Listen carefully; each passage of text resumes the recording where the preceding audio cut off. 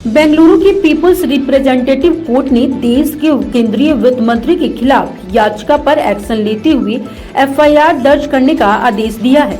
वित्त मंत्री के खिलाफ ये आदेश क्यों दिया गया, क्या है पूरा मामला? कई राज्यों में विधानसभा चुनाव भी चल रहे हैं, ऐसे में उनकी और पार्टी की छवि पर क्या असर होगा, आइए विस्तार से जानते हैं। देश के वित्त मंत्री निर्मला सीतारमण के खिलाफ एफआईआर दर्ज करने का आदेश बेंगलुरु के पीपल्स रिप्रेजेंटेटिव कोर्ट ने दिया। जिस मामले में दिया उसको आइए समझते हैं। दरअसल जन अधिकार संघर्ष परिषद यानी वित्त मंत्री के खिलाफ अदालत में जो आरोप लगाए गए उसमें कहा गया कि चुनावी बॉन्ड के जरिए देश की वित्त मंत्री ने जबरन पैसे की वसूली की है।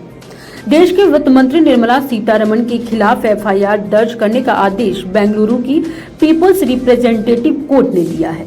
जिस मामले में दिया है उसको आइए समझते हैं। दरअसल जन अधिकार संघर्ष परिषद यानी वित्त मंत्री के खिलाफ अदालत में जो आरोप लगाए गए उसमें कहा गया है कि चुनावी बॉन्ड के जरिए देश की वित्त मंत्री ने जबरन पैसे की वसूली की है।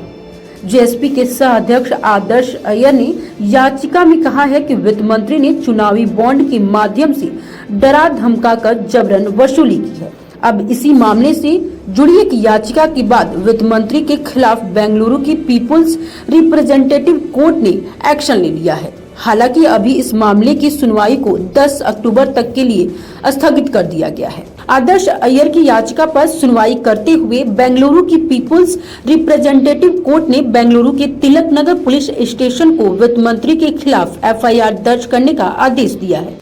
चुनावी बॉन्ड के जरिए जबरन वसूली के मामले में जेएसपी के सह अध्यक्ष आदर्श अय्यर ने पिछले साल यानी अप्रैल 2023 में 42वें एससीएमएम कोर्ट का रुख किया था। वित्त मंत्री के साथ ही और भी नेताओं के खिलाफ शिकायत की गई थी।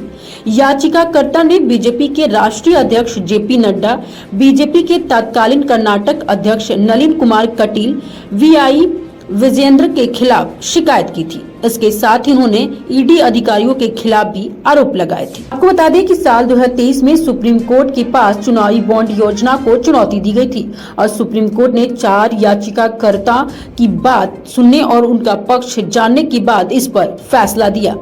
उच्चतम न्यायालय ने चुनावी बॉन्ड योजना को न सिर्फ असंवैधानिक माना बल्कि इस पर पूरी तरह से रोक लगा दी। चुनावी बॉन्ड या इलेक्टोरल बॉन्ड की शुरुआत साल 2018 में की गई थी और 2024 में इसके खिलाफ सुप्रीम कोर्ट का आदेश आया था। आपको बता दें कि यह मामला ऐसे समय में सामने आया है जब कुछ राज्यों के विधानसभा चुनाव हो रहे हैं। ऐसे में देश के केंद्रीय मंत्री के खिलाफ ये बड़ा मुद्दा बन सकता है। ब्यूरो रिपोर्ट, प्रशासन प्लस।